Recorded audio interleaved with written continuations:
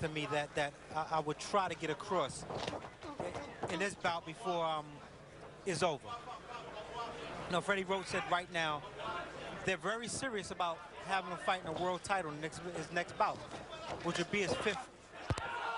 Left hand by Rigondeaux, and that next bout may be coming sooner than we anticipated. I told you I'll try to get it in. I can't promise, but I'll try to get a lot of information in. And Addy is a durable fighter normally.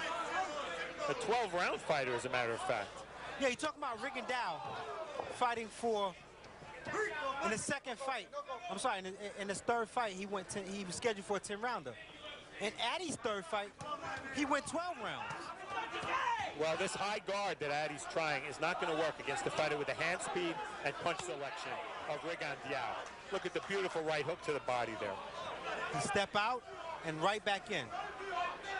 So again, quickly, Freddie Roach said they're looking to have him fight any champion today at 122 pounds. And he said he believes Rigondeaux is to knock out any current champion. Specifically, they're looking at Celestino Caballero, who holds 2 world titles at 122. Well, let's not get ahead of ourselves. Right now, Rigondeaux, who's usually a counterpuncher, is making the fight and just picking his shots and pounding that right hook to the body, a right hook lead. But Freddie said he wanted him to be more aggressive this fight. He said in training, holding the mitts on Rigondeaux, normally he can create openings and slap guys around with mitts. He said he has yet to create an opening and catch Rigondeaux making mistakes holding the mitts, which says a lot. Addy, usually a very aggressive fighter, especially with the left hook.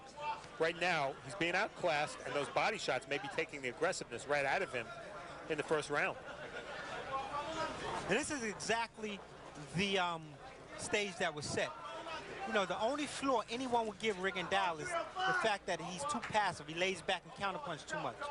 They want him to be more aggressive, and he's doing exactly that.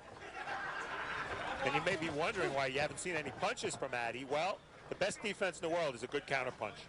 It makes the other guy keep his hands in his pockets, and that's why Addy's not punching. Because when he did punch, he got hit with a left counter left and went down. Almost went down. And it's smart. He's seeing the opportunity for the straight left to the body. He's taking it. I would like to see him work the jab more. But you can't complain with what he's doing now, though. End of round 1, all Rigondeaux.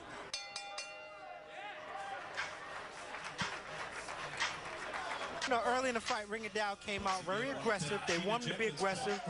Left hand to the body, steps out, jab, left hand to the top. He actually set Addy up with that combination. Touched him downstairs, touched him downstairs, step back, and you see the beautiful straight left hand there. You all right? You okay, Lante? I said earlier he almost went down. No, he did go down. He went down to 1 knee and got the mandatory 8 count. Rigondeaux standing between rounds as we take a look at Addy.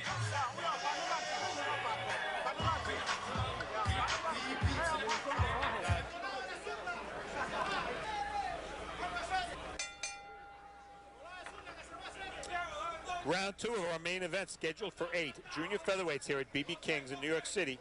Guillermo Rigondeaux in the black and gold trunks, and Lante Addy in the multicolored, primarily red or orange trunks. And Freddie Roach, in between rounds, whispered in Rigondeaux's ear. He said, open them up with feints. Meaning feint, let Addy commit himself, and counterpunch. He whispered, how'd you hear it?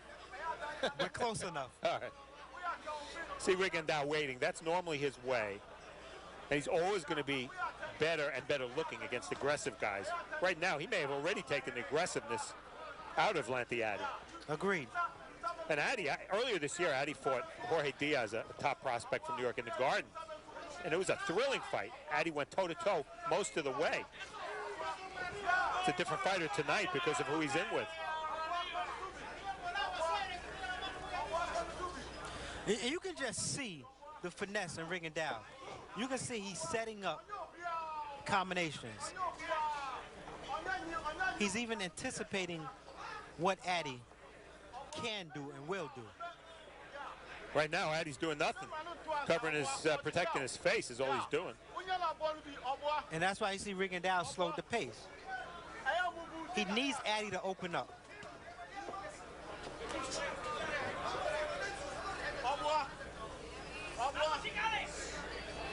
See, Addy right there, I'm sorry, Steve, but Addy right there should be throwing punches, doing something. Aim at Rigondeaux's shoulders. Punch at the shoulders. By standing there covering up, it's not helping you offensively. I've noticed Rigondeaux's eyes, Brian. He's staring at the chest, not the eyes of his opponent. If Rigondeaux is moving, see, that's what I mean. Right hand by Addy there. First punch he's thrown in about 45 seconds and it landed.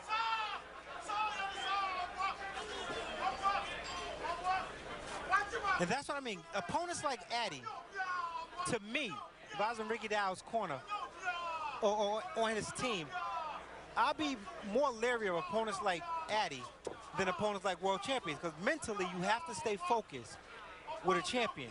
With Addy, it's much, much easier for you to drift mentally. And for a lot of the Cuban defectors, focus has been a problem. Not so for Rigondeaux, who's taken the freedom that living in the United States has brought and really stayed disciplined. As a matter of fact, he left Miami for Los Angeles to be closer to Freddie Roach, so boxing would be primary in his mind, and all the distractions that the streets of Miami can bring. Round two, much, much better round for Addy, only because he got hit less.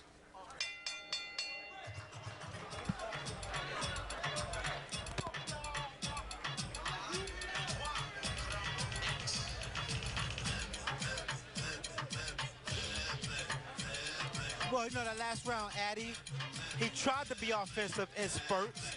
You can see him covering up, looking for the opportunity. It was few and far in between, but he was able to capitalize on one or two shots there, only because Rigondeaux slowed the pace up. Was that right hand enough to give Addy the round? No, not in my eyes. Because I'll tell you, Rigondeaux didn't do much in that second round. But I thought Rigondeaux worked the body through some nice body shots early.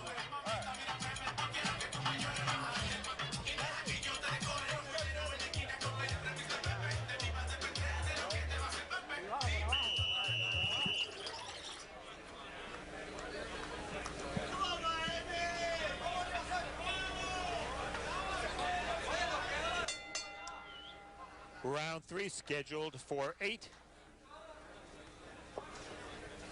These are really featherweights, not junior featherweights. Rigondeaux 125.5 and Addy 124. And right now, Rigondeaux's job is to try to open up Addy. Try to get Addy to punch so Rigondeaux will have something to work off of. And the thing about the chemistry between Freddie Roach and Rigondeaux is the fact that Rigondeaux, he can frustrate the average trainer because offensively he's so gifted, but he's not really opening up. But Freddie Roach has been in the game long enough. He's seen a lot. He understands temperaments. He knows Rigondeaux is only going to do 30–40% on these smaller scales. So he can work off what Rigondeaux brings.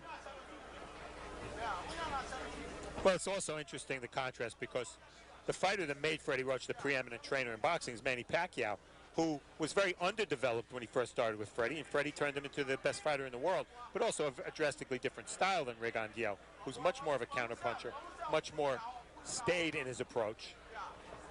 Hey, I love Freddie's mind, but best fighter in the world, Floyd Mayweather. Hey, I had him #1, Brian. Nobody told him to retire. He lost his title the day he retired. But we can argue we're going to get to see that fight in 2010. And by the way, I like Mayweather in that fight. Yeah, I think Floyd, I think stylistically is a good matchup for him. But right now, we're not seeing much action from these two because Rigondeaux is What Freddie Roach very said, sparing with his punches. Yeah, he said boxers and counterpunchers give Rigondeaux trouble because Rigondeaux feels more comfortable with you being aggressive and you trying to knock him out. But the thing is, Addy is not really a boxer or a counterpuncher. He's usually very aggressive, likes a fast pace, takes a good shot, and loves to throw the left hook. But I think those shots, those body shots in the first round, or that in combination with the fact that Addy took this fight on very short notice and may want to extend the fight a little bit, has changed Addy as a fighter. All right, so let me throw my trainer's hat on right now. Rigondeaux should double up on the jab. Just spend a good 30 seconds working the jab, getting Addy's rhythm, meaning see how he handles the jab, whether he blocks or he pours, pours against it, then work off of that. If you're Addy, you see Rigondeaux is laying back, trying to wait for you to make a mistake. Pressure him, throw punches. Well, one thing you've seen from Rigondeaux, usually the weapon of choice against the lefty is the lead right hand. He's done a very good job of getting under Addy's right hand. Addy threw a right hand? One or two. You gotta look really close. Not that easy to spot. Lante Addy, there he is. Fought 52 rounds, excuse me, he's fought over 80 rounds as a pro. Fought 12 rounds, his third professional fight, as Brian alluded to. So this is a guy who's used to going the distance. In his last fight, he fought to a draw with Tion Kennedy from Philadelphia, a very good result. But he seems very early in this fight to have taken the fight out of him by Rigondeaux.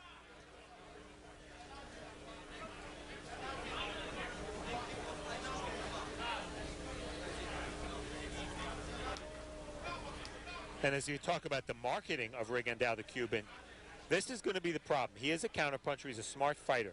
If his opponent doesn't give him a lot, he's not going to take a lot, and he's not going to get a lot. And that's what we're seeing in this fight. Right, you almost have to put him in every fight against a bull. Then you'll see his true talents. I mean, purest boxers would appreciate what he does because he takes his time. He sets guys up. Well, he showed a little inventiveness there with a nice four-punch combination, but only the fourth punch landed, and it was to the body. Only thing, he needs to work the jab more. No stiff jabs, and that's the only flaw I see with him as a patient boxer. When your opponent is holding his gloves up by his cheeks like that, does it make it more difficult to jab? It does. It makes it more difficult, but that's why I said Rigondeaux should just jab and get the rhythm. Because if you start jabbing enough, hitting on the forearm, sitting on the glove, your opponent's going to start to react one way or other, whether he try to swat the jab away or just try to tighten up and block. Then you work off of that once you get his rhythm.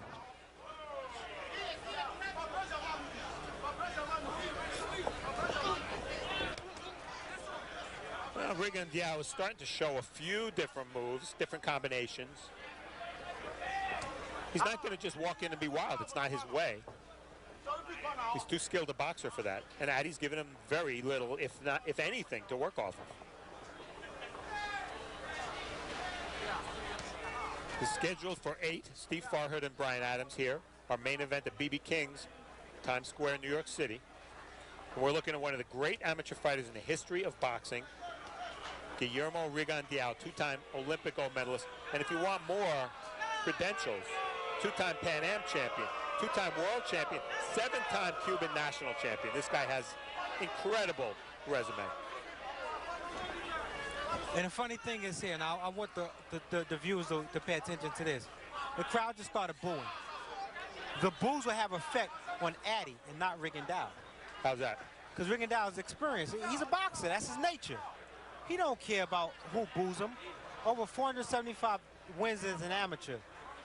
Addy is the one that's going to try to be impressive and show people, you know what, I can fight, I can win. So the boos would affect Addy more. End of round 4.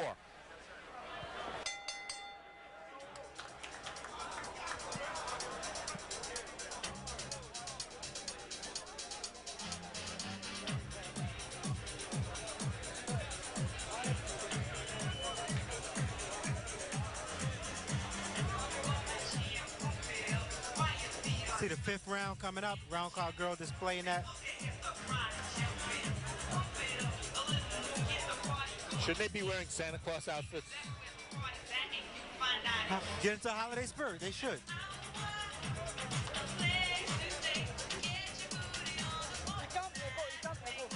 Number 5 coming.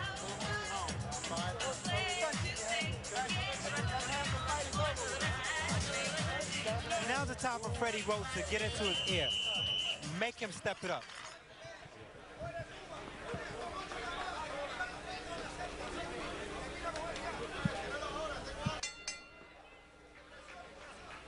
All right, we begin round 5 of a scheduled 8. Guillermo Rigondeaux Rigondeaux, let me get it right, in the black and gold trunks, and Lante Addy in the colors of his native Ghana, green, yellow, and red. Brian, after 4, your score? Well, having 4 rounds to nothing for Rigondeaux.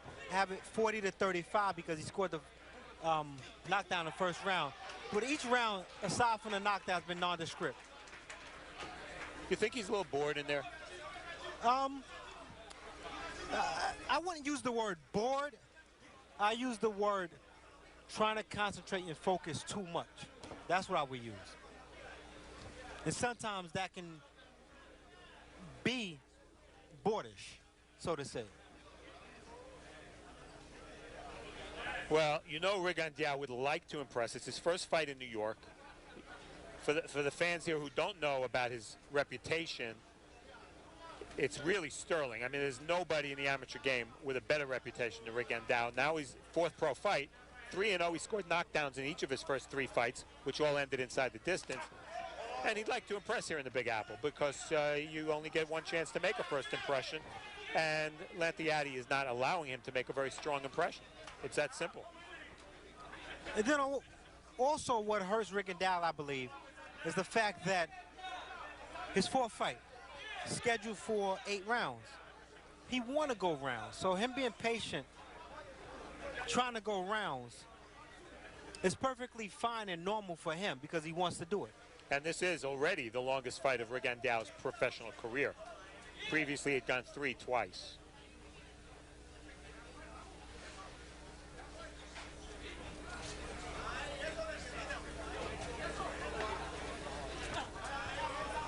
Brian, I can't stress, I've seen Lante Addy fight before. I've read about his fights. I've seen him on YouTube.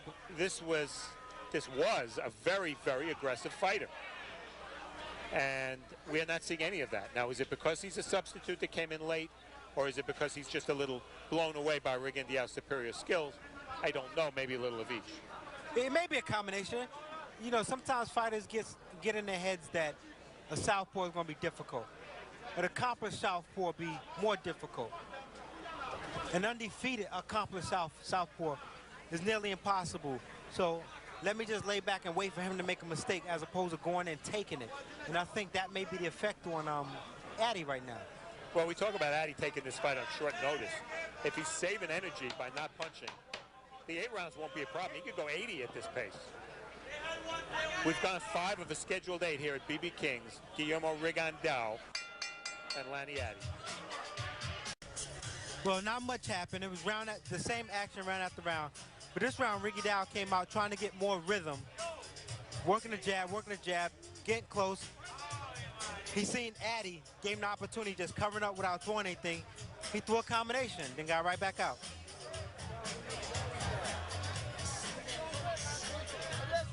You got to hit this guy. You got to hit him. You got to hit this guy.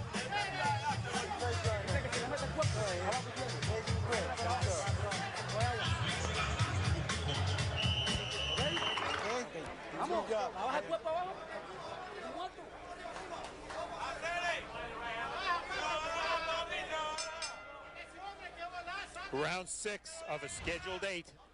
Featherweights, Guillermo Rigondeaux, the superstar Cuban amateur, and Lante Addy from Ghana, substitute who took this fight on a couple of days' notice. Rigondeaux's done what he wanted. Brian, he's winning the rounds. He's not being allowed to look spectacular. It's not his way to just attack against a very careful Lante Addy. But let me switch gears here. You know, I said earlier, this is Rigondeaux's fight. This is the matchup he wants.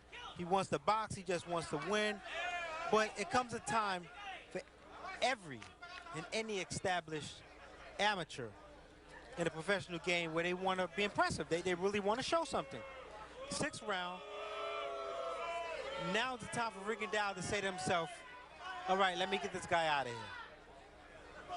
You have to start thinking a guy's not in your league after a certain amount of rounds. And how's he going to get rid of him? Walking in more?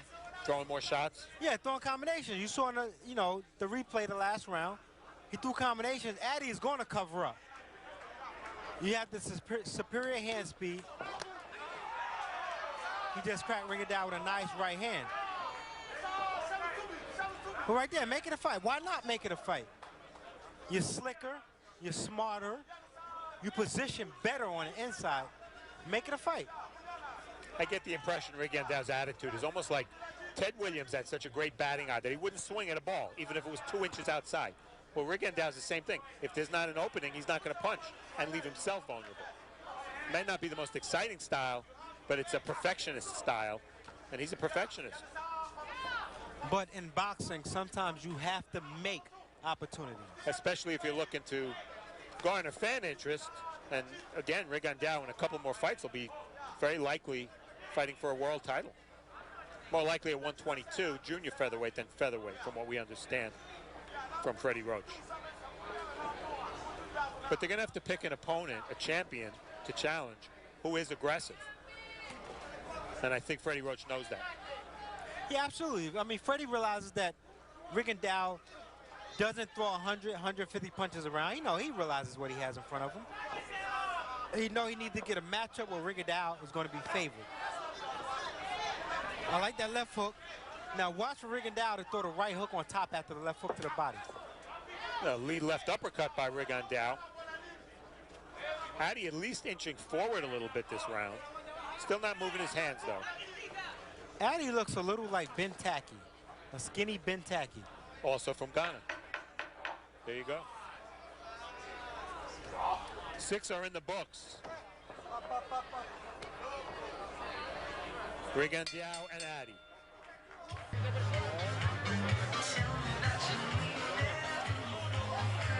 Freddie Roach with Guillermo Rigondeaux.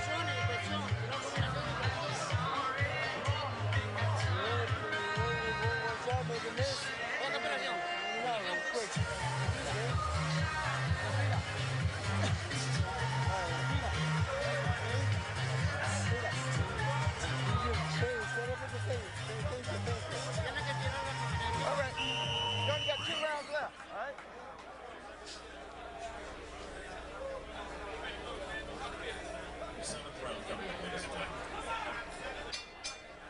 Steve Smoger ready to get it started. Round 7 was scheduled for 8. Lante Addy 6-4-1 with 4 knockouts. Compare that to the last opponent of Guillermo Rigondeaux. Giovanni Andrade had 62 fights. That's who Rigondeaux fought in his 3rd pro fight. Rigondeaux took him out in 3 rounds.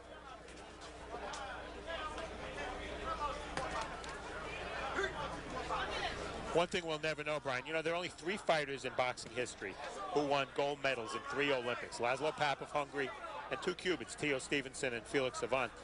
It seemed like Rigondeaux was on his way to winning 3, but in 07, he tried to defect unsuccessfully. As a result, he didn't get a chance to fight in the 08 Olympics, where he would have been a heavy favorite to win his 3rd gold medal. He would have been, in 2000, he actually defeated Clarence Vincent, the U.S. representative who got a bronze medal. And Rigondeaux told you something interesting about the Clarence Vincent matchup. Yeah, he said that Vincent was one of the 2 best fighters he ever fought as an amateur. Vincent, a little bit of a disappointment as a pro. So Clarence, my DC homie, if you're listening, Rigondeaux gave you praises. Now Rigondeaux flashing a jab sort of as a rangefinder. All right, now what I would like to see here, first from Rigondeaux, I would like to see Rigondeaux stay in the pocket. Stay low, stay in the pocket, work the body, then come on top with combinations. Right there, he started on top and finished at the body. For Addy, I would like to see Addy throw a jab. He has yet to throw a jab, and this is the 7th round. Think if he throw a stiff jab, he's bound to land it. Because Rigondeaux would not be looking for a jab. Yeah, Addy's a one-trick pony. He's just right hand, right hand, right hand. That's it. But Brian, I'm going to be a little critical of Rigondeaux. There are going to be times, as you've been, there are times in his career where he's going to fight guys like this who don't attack and who make it a little more difficult for him. He has to be a little bit more aesthetically pleasing, a little more fan-friendly than he is tonight. Well, Rigondeaux, of course, I can't even compare my amateur credentials next to his. But in amateurs, and even the pros, the knock on me was the fact that guys that shouldn't be in the ring with me gave me problems. And guys I shouldn't beat, I blew out with no problem. And that's what we're seeing tonight. Exactly. Well, maybe the worst thing Rigondeaux did was score that knockdown in round 1 because it took the fight out of Addy. Addy, normally an aggressive fighter, fighting uncharacteristically cautiously.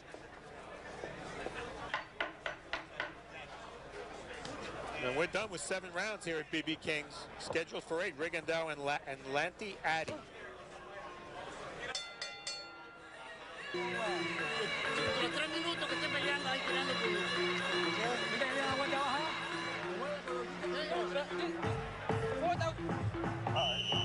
Ladies and gentlemen, this is the 8th and final round.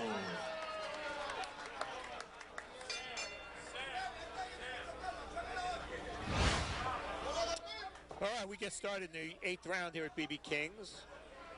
Guillermo Rigondeaux, the celebrated Cuban, against Lante Addy from Ghana, now fighting out of Baltimore. Addy took this fight on short notice. Rigondeaux with a combination there. We haven't seen many. And Rigondeaux's speed is obvious. His punching technique is obvious. His balance is beautiful. But if you came here and you didn't know anything about the guy, you wouldn't be in a rush to see him again, I'll tell you that. And that's not totally his fault, but he could have done a little more to make this a little more exciting. Well, you touched on something interesting there. If you came here, don't know much about Rigondeaux, right, you wouldn't jump at the next shot and seeing him fight. But if you know a little something about Rigondeaux and you read about him and you came here, you're very disappointed. Because you're expecting to see this high-powered machine in front of you. Well, he was nice right-left combination by Rigondeaux lands. Be interesting to see if he opens up more because he knows this is the last round. He was much more aggressive and much more effective in his first 3 fights, which all ended via knockout. Different style opponent, of course, in those fights. And that's what I was saying last round. If you notice, Rigondeaux is now standing in the pocket, counter-punching, letting combinations go. That's what he should have been doing. And it's not like, Brian, it's not like when Rigondeaux opens up, he gets countered. He's not getting hit.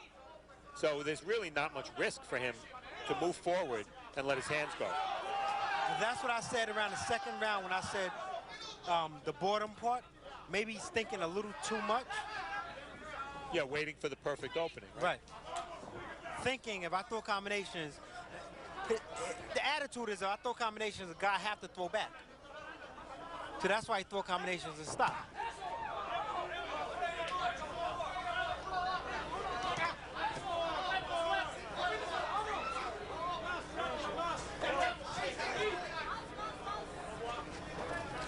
You see how focused Rigondeaux is. Maybe dropping his right hand the way he has it now is a sort of a tactic to try to get Lante Addy to open up. It's not working. Addy's done a great job of minimizing the punches he's absorbed because he hasn't let his hands anywhere outside of his cheeks. So he's not given Rigondeaux, who's a counterpuncher, any counterpunching opportunities. High guard from Addy all fight. Now Rigondeaux turning it up, sort of more for show, I think, than anything else. Well, either he hurt us, he hurt the crowd, or he hurt his corner. You're in New York for the first time. You have to do something. Well, he won the fight. He didn't wow anybody tonight. Next time, different style. It'll be a different Rigondeaux. And Rigondeaux in the 8th round turned it up.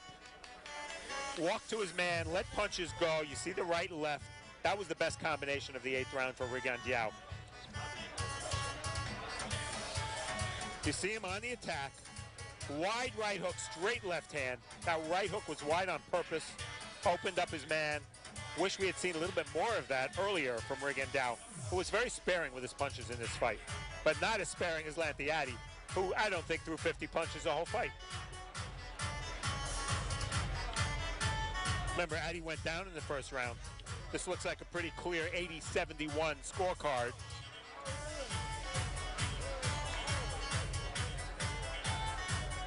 Rigondeaux tried everything he could to try to get his man to lead and be aggressive. It just didn't happen.